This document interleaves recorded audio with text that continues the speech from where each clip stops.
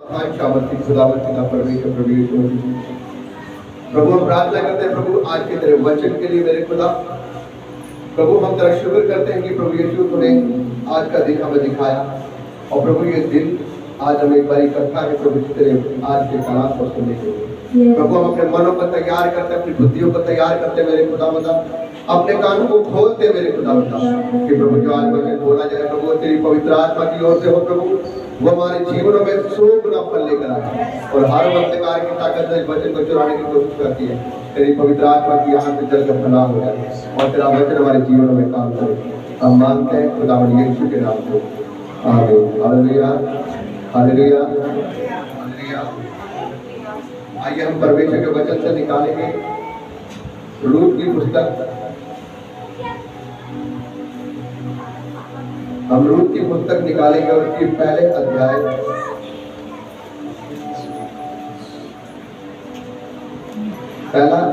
पहला बाब उसकी 15 से हम 19 तक पढ़ेंगे। और आज का जो वचन है मैं आपको बता देता हूँ, वो अधीनगी के ऊपर है। आज का जो टॉपिक है वो अधीनगी के ऊपर है। और अधीनगी एक ऐसी चीज है, अगर आप अधीनगी में होकर कभी नहीं चलेंगे तो परमेश्वर जो आपको आशीष आपको ब्लेसिंग आपको देना चाहता है वो अधीनगी में आप कभी नहीं पा पाएंगे अगर आप अधीनगी में नहीं चलेंगे। अधीनगी में हर एक व्यक्ति को चलना पड़ता है। आप कलीसिया हैं, मैं आपके ऊपर अगुआ ठहराया गया हूँ, आपको मेरे अधीनगी में चलना है। सबसे पहले आपको उस खुदा बाप की अधीनगी में होकर चलना है। अधीनगी का मतलब आज्ञाकारिता में होकर चलना है। जिस प्रकार एक बच्चे स्कूल में अपने टीचर के सामने क्या होते हैं, उसके सारे कहने को मानते हैं, क्या है उसके अधीन है। जिस प्रकार बच्चे अपने माँ बाप के कहने को मानते हैं, वो क्या है उसके अधीन है।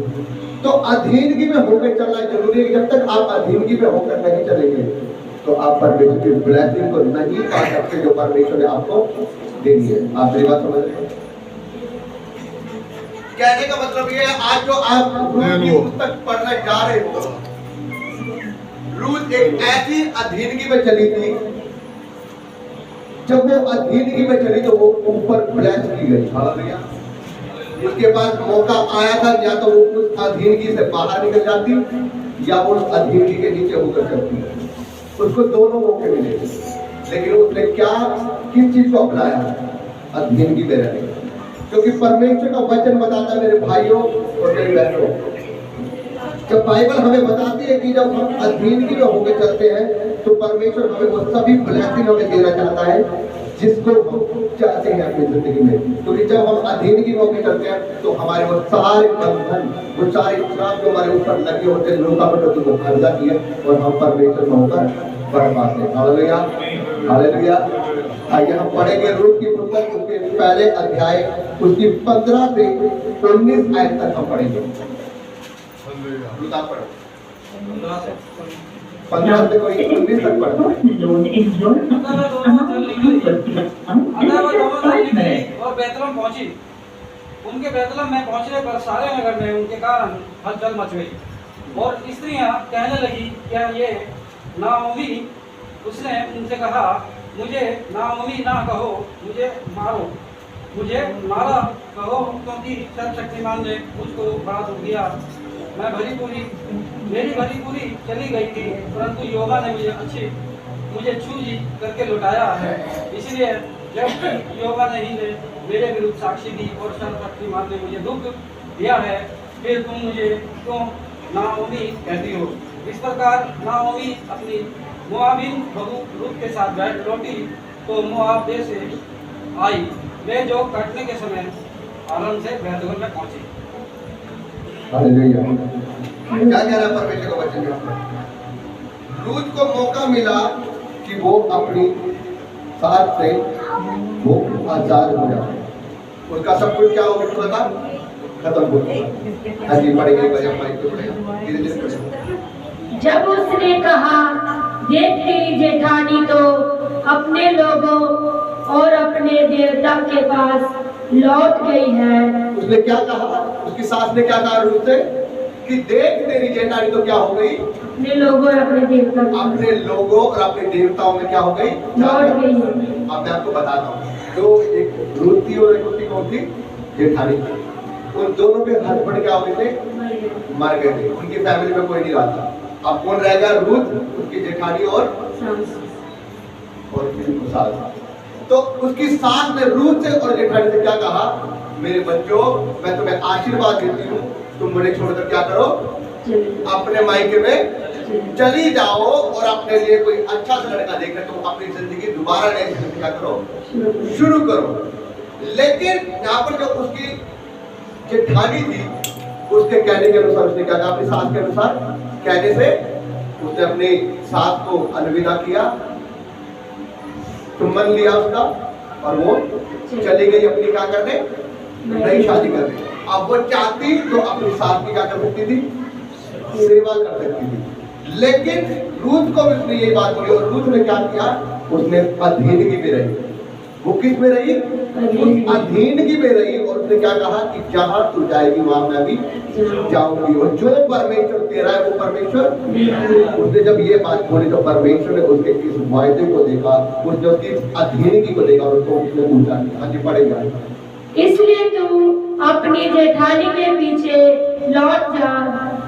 रूथ बोली, तू मुझसे क्या विनती, ये विनती ना कर कि मुझे त्याग या छोड़कर लौट जा, क्योंकि जिधर तू जाए उधर मैं जाऊंगी, तू जहाँ टिके वहाँ मैं भी टिकूंगी। तेरे लोग मेरे लोग होंगे और तेरा परमेश्वर मेरा परमेश्वर होगा। हालेलुया। तू मुझे जाने के लिए क्यों बोलती है? तू जिधर जाएगी मैं उधर जाऊंगी। जो तेरे लोग होंगे वो मेरे लोग होंगे। जो तेरा परमेश्वर होगा वो मेरा परमेश्वर होगा। आपको मैं बता दूं, जो रूस की साथ थी ना, वो यहोवा परमेश्वर को मानते थे। Hallelujah, hallelujah, hallelujah. मैं आपको बताना चाहता हूँ, जब उसने ये फैसला लिया तो वो हमेशा उसकी क्या रही? अधीनगी में रही, मतलब वो अपने साथ के नीचे रही। और उसने जहां वो कहीं गई वो उसका आदर करती रही, सम्मान करती रही, और उसके भय के अंदर वो होते थे। हाँ जी। जहाँ तू मरेगी वहाँ मैं मरूंगी और वह मुझे मिट्टी दे जाएगी। यदि मृत्यु छोड़ और किसी कारण मैं तुझसे अलग रहूं तो यहोवा मुझसे वैसे ही वरन उससे भी अधिक करे। वो कह रहे हैं कि अगर मुझे मौत आ जाए, जहां तुझे मिट्टी दी जाएगी, जहां तुझे दफनाया जाएगा वहां मुझे भी दफनाया जाएगा। अगर मुझे मौत ना मिली तो अगर मैं तुझसे कुछ छल करूं तो जैसा यहोवा चाहे वैसा मेरे साथ में करे। हालेलुया। जहां उसने अपने आप को पवित्रता में दिखाकर, उसके अधीनगी में दिखाकर, उसके भय के अंदर वो चली है। अगर अब मैं आपको बताता हूँ, देखो परमेश्वर ने रूथ को उसके भय के अंदर चलाया और वो उस अधीनगी में होकर चली। उसने किस पार्ट को चुना? उसने अपनी सास के अधीनगी में रहने को। और बाइबल बताती है, अगर आप इसको आगे जाकर पढ़ लेना, बाइबल बताती है कि ये रूथ ने जब अपनी सास के साथ गई, ये दूसरे देश में गए, वहां जाके इसने अपनी सास के साथ रहना शुरू किया और वहां पर ये वहाँ पे अधीनगी में रही और सास के साथ रहती थी और वहाँ पर सेवा करती थी। तो बाइबल में लिखा है वहाँ पर जाके जब ये अन्य देश में जाके रहने लगी तो उसको एक ऐसा व्यक्ति मिला जहाँ पे ये उसकी सेवा करती थी, उसकी खेतों में काम करती थी। और जब ये उसके खेतों में काम करती थी, जहाँ इनका कुछ भी नहीं रहा था, वहाँ पर जाके ये खेत की मालकिन बन गई। Hallelujah, hallelujah. वहाँ पर जो इसको एक व्यक्ति मिला जिसके खेत में काम करा करती थी, वो व्यक्ति इनकी रिश्तेदारी में निकला, इनकी सास की रिश्तेदारी में निकला और इसने इससे विवाह कर दिया और इसका लेवल ऊंचा हो गया। Hallelujah, hallelujah. क्या किसी को पता था कि मतलब उसके आगे जाके वो एक खेत की मालकिन बन जाएगी?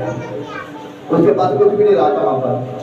क्या किसी को पता था कि वहाँ पे जब वो जाएगी जब दूसरे देश में अपने सास के साथ में, तो उसको एक रिश्तेदार मिलेगा, उनकी रिश्तेदारी में मिलेगा और वो उसको ब्याह लेगा और उसकी लाइफ क्या हो जाएगी?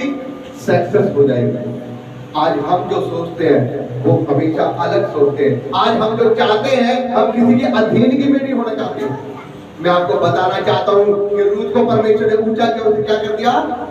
मालकिन बना दिया एक खेत की। वो एक व्यक्ति के साथ ब्याह गई, उसका घर परिवार बन गया, उसका लेवल ऊंचा हो गया। अगर आप एल्सर के बारे में पढ़े तो एल्सर क्या थी? एल्सर की अगर आप पुस्तक को पढ़ेंगे तो एल्सर एक अपने भाई की पाली हुई एक लड़की थी। उसके माँ बाप मर चुके थे, उसका एक चेता भाई था, उसने क्या किया? उसे पाला पोसा और बड़ा किया उसे। जब राजा के सेनापति ने वो ऑर्डर दिया कि जितनी भी सुंदर लड़कियां वो क्या कर जाएंगे? राजा के सामने जाएंगी, जो राजा को पसंद आएगी वो उसकी क्या होगी? रानी बनेगी। एल्सर एक मामूली लड़की थी, वो एक घर में रहती थी, अपने भाई के वो कौन रहती थी? अधीनगी में रहती थी। वो चाहती तो अपने भाई का ऑर्डर को ना मानती, लेकिन उसने क्या किया? उसके भाई, जब राजा के मंत्री ने ऑर्डर दिया और उसे बोला उसके भाई से कि तू अपनी बहन को भी भेज, अगर वो उसे पसंद आई तो उसे क्या बनाएगा? रानी बनाएगा। अब देखो जब बाइबल में क्या हुआ, उसके अंदर लिखा हुआ है कि जब जितनी लड़कियां राजा के सामने पहुंची, राजा ने उनको एक एक को देखा, लेकिन वो कोई भी पसंद नहीं आई, क्योंकि राजा की तरफ से हर एक लड़की के लिए कुछ सामान रखा गया था। और उन्होंने जब राजा के मंत्री ने पूछा था तो वो उस सामान से ज्यादा ही मांगती थी, अपने मन में छल करती थी, लालच करती थी। लेकिन बाइबल में लिखा कि जब एल्सर की बारी आई, उनके स्वभाव से बहुत ज्यादा लोगों ने पसंद किया। क्यों? क्योंकि वो परमेश्वर का भय मानती थी, उसकी आज्ञाकारिता में चलती थी, और सबसे ज्यादा उसने परमेश्वर के बाद अपने भाई की अधीनता में चली। Hallelujah, hallelujah. उसने हमेशा अपने भाई का आदर किया, सम्मान किया। उसके भाई ने बोला जब देख तेरे को ऐसे जाना है, वो वहां पर जाकर देखो राजा के सामने प्रस्तुत करना अपने आप को, और राजा को अगर तो पसंद आई तो उसके मन भावने लगी तो वो तुझे क्या करेगा? अपनी रानी बना देगा। और जब वो अपने भाई के कहने के अनुसार गई, जब वहां पे वो गई, उसके सेनापति ने पूछा कि देख ये तेरा सामान है, क्या तुझे और कुछ भी चाहिए? उसने कहा नहीं, मुझे कुछ नहीं चाहिए। उनका ये स्वभाव लोगों को बहुत पसंद आया। और जब राजा ने उसको देखा तो वो बहुत रूपवती थी, बहुत सुंदर थी। जब वो राजा के सामने गई तो राजा को पसंद आया, और राजा ने कहा ये मेरी रानी बनेगी। सर के ऊपर मुकुट रख दिया और उसे एक रानी बना दिया, अपनी महल की रानी बना दिया, अपनी रानी बना दिया। और उसका एल्सर का जो रतबा था वो सबसे ऊंचा हो गया। हालेलुया।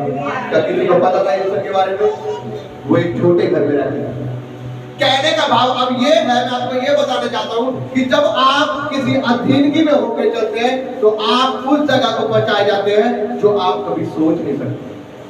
आज अगर किसी जनानी को अपने घर वाले की अधीनगी में रहना पड़े, अगर उसका घर वाले से कुछ बोल दे लेकिन वो आगे से पट जाए तो दो जवाब देने चाहिए। आज अगर किसी बहू को अपनी सास की अधीनगी में रहना पड़े, उसको ये चीज पसंद है।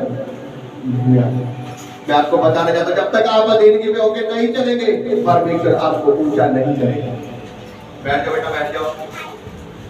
अधीनगी में रहना इतना ज्यादा जरूरी है, क्योंकि आज लोग अधीनगी में रहना पसंद नहीं करते।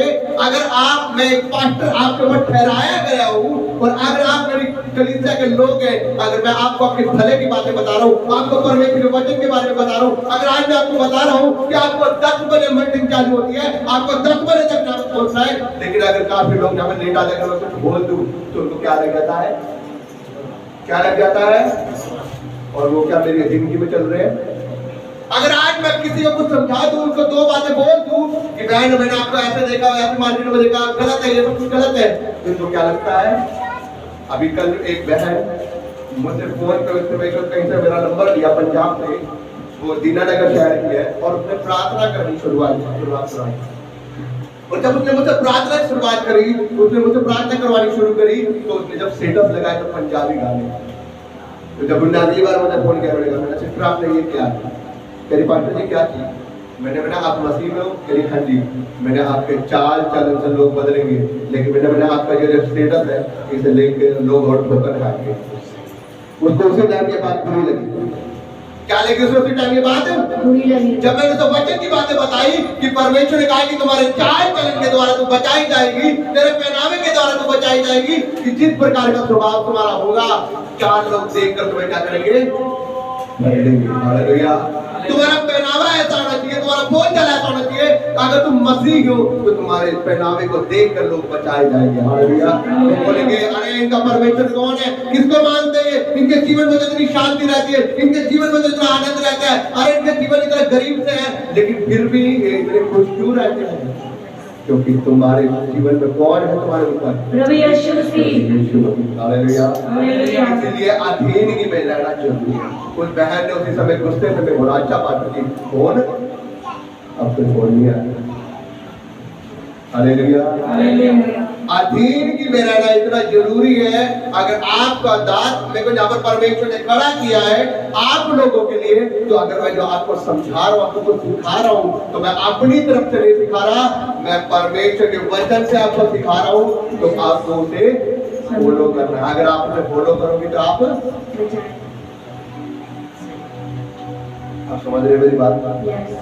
अगर एक जनानी है, उसका हस्बैंड उसे कुछ बोल रहा है, तो वो हस्बैंड उसके ऊपर है, वो परमेश्वर की ओर से है। क्योंकि परमेश्वर ने क्या कहा? तुम्हारा सर क्या है? तुम्हारा सर क्या है?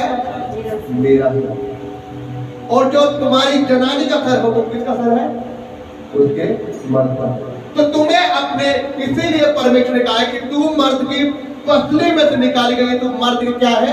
नीचे है। लेकिन ये नहीं कि मर्द तेरे को जूती बना कर गया, लेकिन तुम दोनों की एक सलाह होगी और तुम दोनों को एक दूसरे का रिस्पेक्ट करना पड़ेगा। इसलिए जब भी तेरा मर्द तुझे कुछ बोले, तूने उसकी बात हाँ जी और जी में करके सुननी है।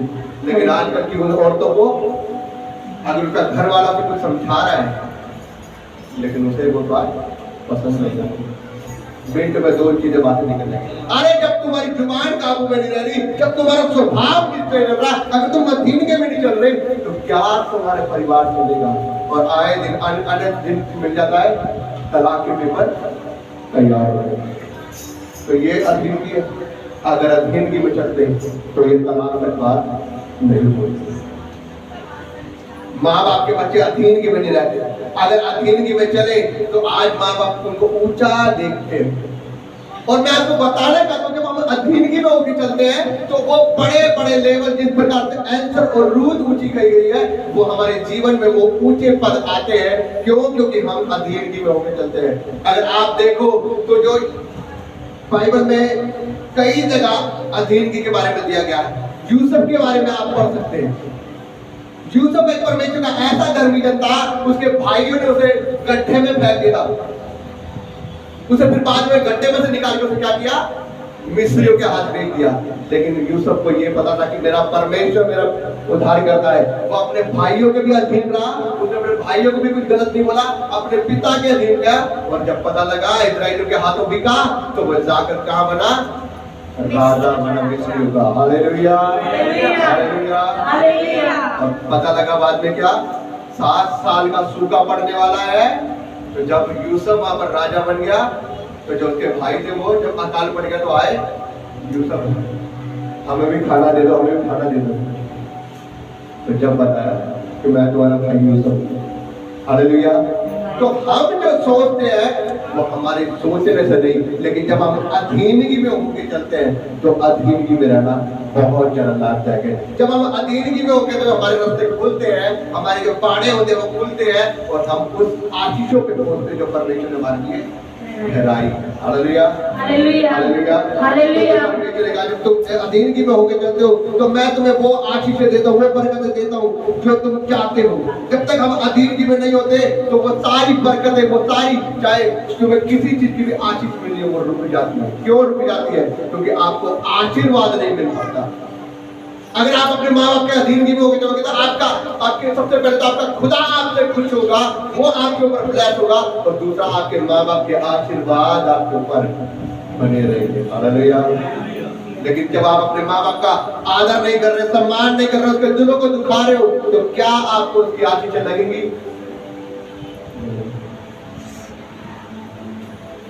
जब परमेश्वर के भय में जब मूसा भी होकर चल रहा था, तो मूसा भी परमेश्वर के भय के अनुसार वो किसके अधीन होकर चला था?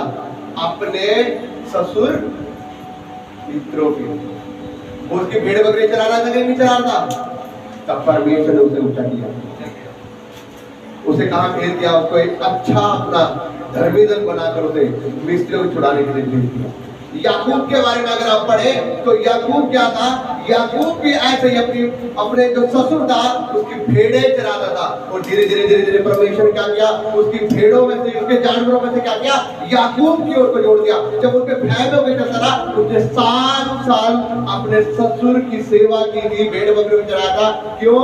क्योंकि उसकी बेटी को क्या करेंगे, ब्याह करेंगे।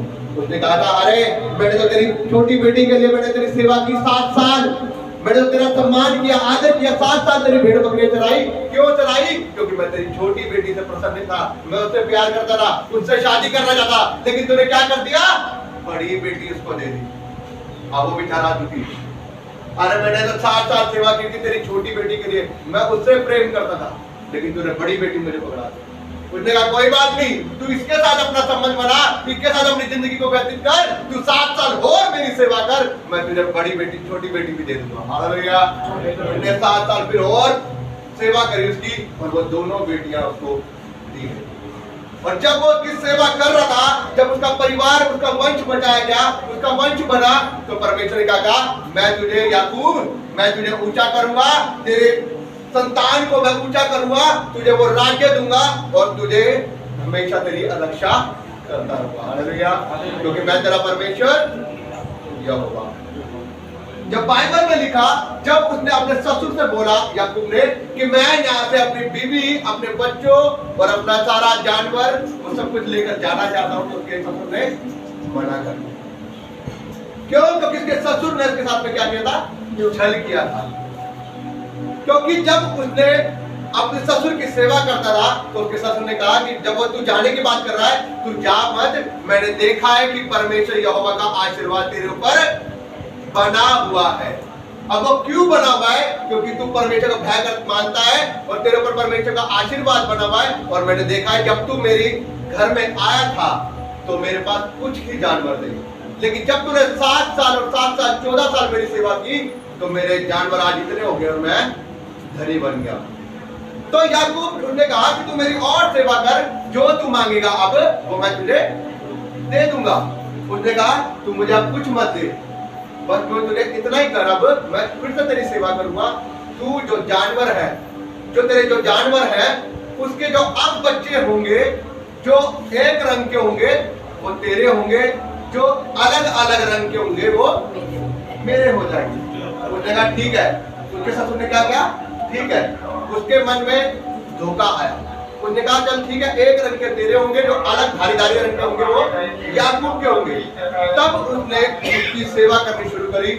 और बाइबल में लिखा है जब याकूब अपनी भेड़ों को चराता था, तो वो क्या करता था, जो उनका चारा था, वो जो चारी थी, हरियाली थी, वो उनके आधी जो ऊपर की जो पेड़ की वो झाड़ियां थी वो उतार देता था, आधे में रहने देता था। वो क्या थी, रंग बिरंगी झाड़ियां हो जाती थी।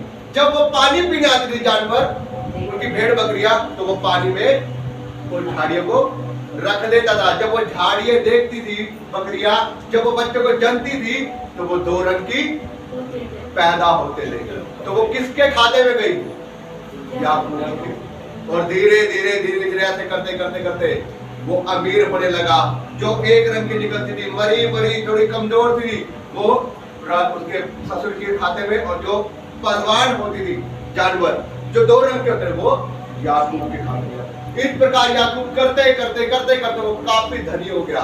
और जब वो अपने ससुर को छोड़कर गया, तो वो अपने जब पिता इसहाक के पास गया, तो एक धनवान व्यक्ति था। Hallelujah, hallelujah. परमेश्वर ने उसे इतना ऊंचा किया। क्यों ऊंचा किया? क्योंकि वो किसके अधीनगी में होकर चला?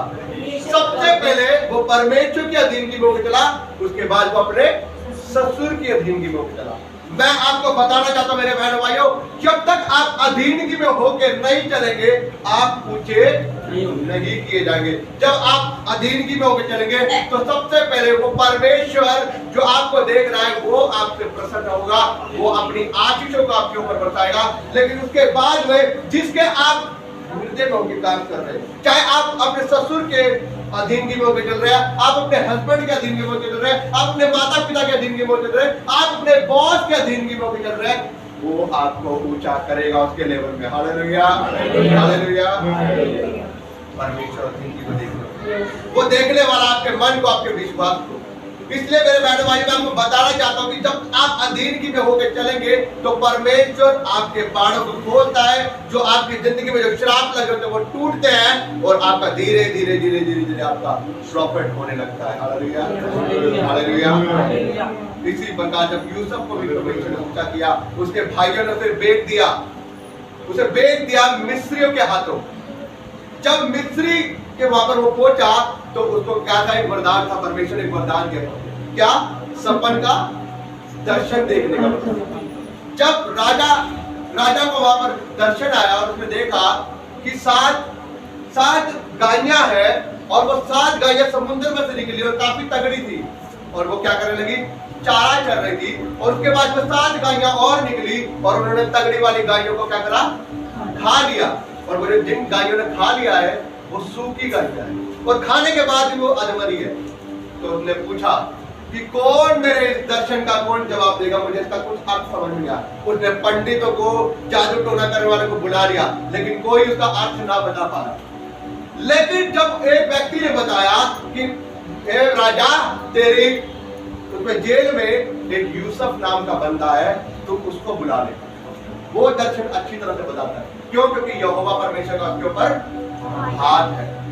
जब यूसुफ को बुलाया गया उसके सामने, उसे तैयार करके लेकर आए, तो वो परमेश्वर की ओर से उसको ब्लेस करने का तरीका था, उसको राजा बनाने का तरीका था। ये परमेश्वर की योजना थी। उसके भाइयों ने तो उसे बेच दिया था, पहले से गड्ढे में फेंका, क्योंकि वो उसे पसंद नहीं करते थे। क्यों? क्योंकि जब यूसुफ छोटा होता था तो वो दर्शन देखता था कि 11 तारों ने मुझे क्या किया, प्रणाम किया है।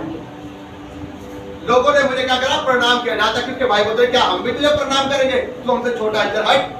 वो चिढ़ने लग गए उससे। जब एक बार यूसुफ के पिता ने उसे भेजा था कि जा, तेरे भाई क्या है, जंगल में भेड़ बकरे चरा रहे हैं, अभी तक आए नहीं है, तू उनका पता लेकर आ। उसके पिता ने उनको एक कुर्ता सिलवा के दिया था कि जा, इसे पहनकर अपने भाई को पता लेने जा। जब वो अपने भाई को पता लेने गया था, उन्होंने दूर से देख के बोला था कि देख, आ गया हमारे पर राजा बनने वाला। उन्होंने प्लानिंग करी और उससे पहले गड्ढे के अंदर फेंका और फिर उन्होंने कहा, हम इसे क्यों मार रहे हैं, हम इसे निकालकर बेच देते हैं। उन्होंने फिर उसे गड्ढे में से निकालकर मिस्त्रियों के हाथों बेच दिया। जब वो वहां पर जाकर उनकी काल कोठरी में रहने गया था, फिर उसे राजा ने निकालकर उसे एक अपने घर में काम करने के लिए ठहरा दिया कोठरी में से।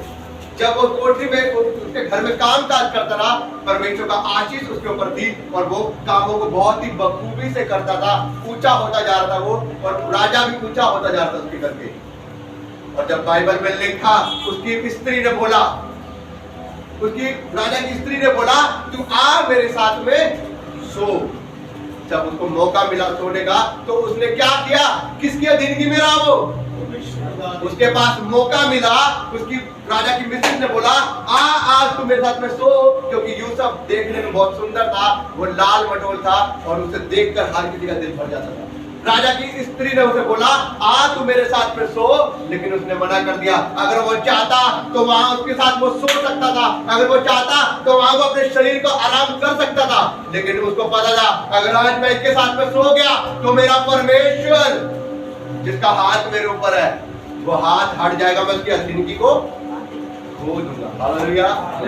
मैं जिसके अधीन रहता हूँ, मैं जिस परमेश्वर को भय मानता हूँ, उसका हाथ मेरे ऊपर से हट जाएगा और मेरा मसला खत्म हो जाएगा। आप ध्यान रखिएगा, जब आप अधीनगी से बाहर होकर काम करते हैं, जब आप अपनी अधीनगी को छोड़ते हैं, तो आपका जो मस्सा है वो आपकी जिंदगी से क्या होता है, कम होता जाता है। क्योंकि परमेश्वर ने कहा, तेरे बोलने के अनुसार भी तेरा मस्सा क्या है, वो कम होता है। जब आप गाली गलौज, झूठ, बुरा, चुगलियां ये सब करते हैं, तो आपके ऊपर जो मस्सा होता है वो ऑलरेडी कम होता जाता है। तो बाइबल में क्या लिखा, जब उसने आया, उसकी मिसेज ने बोला कि तू मेरे साथ में सो, लेकिन वो वहां से भाग गया। और जब वो वहां से भाग गया तो वो अपना वस्त्र था जो उसके हाथ में छोड़ गया, अपनी घरवाली के हाथ में, उसका जो मफलर था। उसने बुलाया अपने लोगों को, अपने सेनापति को, उसने क्या बोला यूसुफ को कि देखो, इसने मेरे साथ में जबरदस्ती करने की कोशिश करी, लेकिन मैं क्या करा, मैं चिल्लाई और ये अपना मफलर छोड़कर मेरे हाथ में भाग गया। राजा ने फिर उसको उठा के क्या करा, जेल में डाल दिया, मारा नहीं, फिर उसे जेल में डाल दिया। और फिर जब उसके ऊपर 7 उसे वो दर्शन दिखे कि 7 गायें निकली, ऐसे उसे खा गई, और उसने फिर पूछा कि एक कोई बंदा है भाई जो मेरे दर्शन को बता सके। जब एक व्यक्ति ने बोला कि राजा तेरी जब उसमें हिरासत में एक व्यक्ति है यूसुफ नाम का, वो इस दर्शन को अच्छी तरीके से बताता है, तो राजा ने तो बोला लेकर आओ उसे। और उसने पहले पंडितों को बुलाया, जादू टोना को करने वालों को बुलाया, कोई उसके सपने का अर्थ नहीं बता पाया राजा के लिए। लेकिन जब यूसुफ को बुलाया गया तो यूसुफ ने साफ कह दिया कि देख राजा, ये जो पहले 7 गायें निकली है वो 7 साल मेरे राज्य में बहुत सारी हरियाली उगेगी, खेती बाड़ी उगेगी, लेकिन ये जो 7 गायें निकली जिन्होंने खा लिया है वो 7 साल बाद में सूखे के आने वाले हैं, अकाल पड़ जाएगा, सब कुछ बर्बाद हो जाएगा। तो इसीलिए जो 7 साल पर हरियाली उगी है, तो एक ऐसा व्यक्ति खड़ा कर अपने देश में जो इस 7 साल हरियाली वाली का जो अनाज है वो संभाल कर रखे, इकट्ठा करे, ताकि जब 7 साल सूखे के पड़े तो तू सुख शांति से क्या करे, हिसाब से उस खाने को बरस सके। अब राजा चिंता में कि मेरे दर्शन को तो इसने बता दिया, लेकिन ऐसा व्यक्ति मुझे कहां मिलेगा, ऐसा एक व्यक्ति जो हिसाब से सब चीजों को चलाए। तब राजा के मन में परमेश्वर की घंटी बजाए, अरे तुझ जैसा ईमानदार व्यक्ति कौन मिलेगा मुझे, चला मैं तुझे मंत्री बना दूं अपना। बाइबल में लिखा है यूसुफ को राजा ने मंत्री बना दिया।